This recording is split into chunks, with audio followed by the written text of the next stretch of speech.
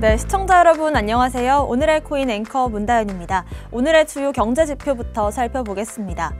미국 국채금리가 연일 급등하면서 증시 흐름 좋지 않게 나오고 있습니다. 어제도 3대 지수 하락하면서 마감했는데요. 지수로 확인해 보겠습니다.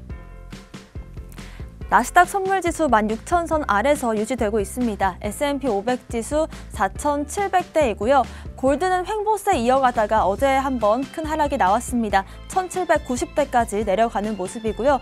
테슬라 이틀 연속으로 하락세 보이고 있습니다. 2%대 하락, 코인베이스도 약 하락권에서 마감하는 모습입니다. 비트코인 달러 기준으로 43,000선 깨고 내려가는 모습입니다. 오늘의 코인 주요 암호화폐 시황 보겠습니다. 네, 비트코인 현재 42,000에서 43,000선을 지켜내고 상승을 보여야 하는데요. 45,000에서 46,000 구간까지 상승한 이후에 안정적으로 안착을 한다면 이후에 상승을 기대해 볼 수도 있겠습니다. 하지만 이제 45,000에서 46,000달러 선에서 안착을 하지 못한다면 조금 더 긴 조정장으로 이어질 수가 있겠습니다. 그리고 지금 구간을 지켜내지 못한다면 며칠 이내에 좀 4만 달러 이하로 크게 떨어지면서 그 이후에 반등이 나올 수도 있겠습니다.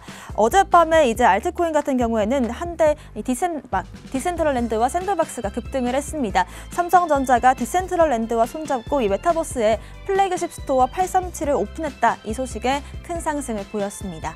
오늘의 코인 이슈 살펴보겠습니다. 첫 번째 이슈는요. 저스틴 선이 지금이 비트코인 매수 적기다 이런 트윗을 남겼습니다. 100 비트코인을 매수할 계획이다 라고 밝혔는데요. 네, 저스틴 선 트론 창시자가 트위터에서 나입 부켈레 엘살바도르 대통령을 태그하면서 지금이 비트코인을 구매하기에 최적의 시기다라고 말했습니다. 바닥 매수를 하자면서 자신도 비트코인 100개를 추가로 살 것이다 라고 말을 했습니다. 투자의 기본적인 원칙은 이 저점에 사서 고점에 파는 거겠죠. 요즘 같은 시장은 지금 비트코인 조정장이긴 하지만 여러 가지 가격 전망들이 나오고 있는 시점입니다. 우리의 돈나무 언니 캐시우드도 지금부터 비트코인을 집중 공략하겠다 이런 트윗을 남겼고요. JP모건도 최고치를 14만 6천 달러로 예상하는 보고서를 내기도 했습니다.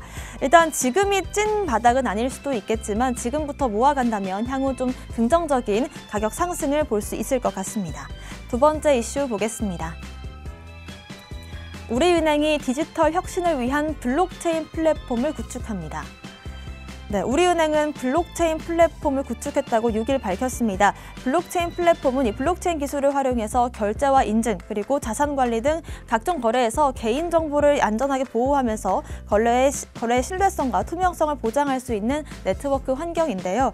우리은행 같은 경우에는 작년 12월 이 블록체인 플랫폼 업무를 담당하는 혁신기술사업부를 신설했습니다.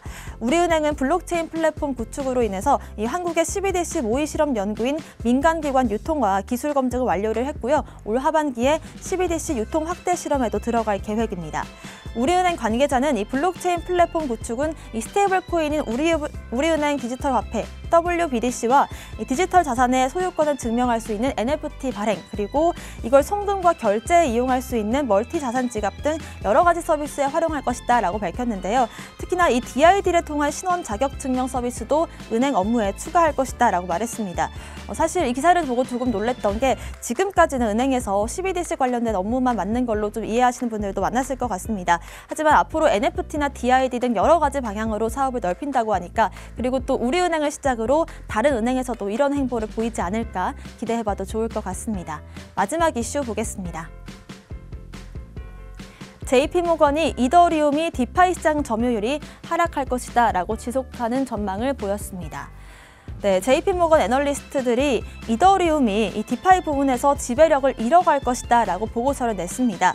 블룸버그에 따르면 JP모건 소속 시장 전략가이자 애널리스트인 니콜라우스 피니기르초글르는 이더리움 확장을 위해서 가장 중요한 시점인 샤드체인 단계가 2023년에 시작될 것으로 보이기 때문에 이때가 되면 지금의 이 70% 수준의 디파이 시장 점유율이 현저하게 떨어질 것이다 라고 보고서를 썼는데요. 여기에 비해서 테라의 루나나 BSC, 아바 아발란체 같은 프로그램들은 이미 많은 자금을 지원받고 있고 자체 생태계에서 사용을 늘리기 위해서 인센티브를 활용하고 있다고 덧붙였습니다.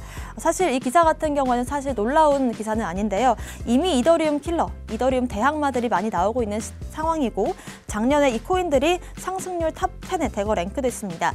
특히나 이더리움의 문제점이라고 한다면 이 확장성이라든지 가스비 문제들이 있었는데요. 여기에 비해서 이 대한 플랫폼들은 이걸 강점으로 가져가기도 했습니다. 그렇기 때문에 해당 코인들 한번 살펴보시면서 포트폴리오 구상하시는 것도 좋은 투자 전략이 될 것 같습니다. 오늘의 코인 이슈까지 살펴봤습니다. 저는 잠시 후 다시 돌아오겠습니다. 오늘의 코인 가자!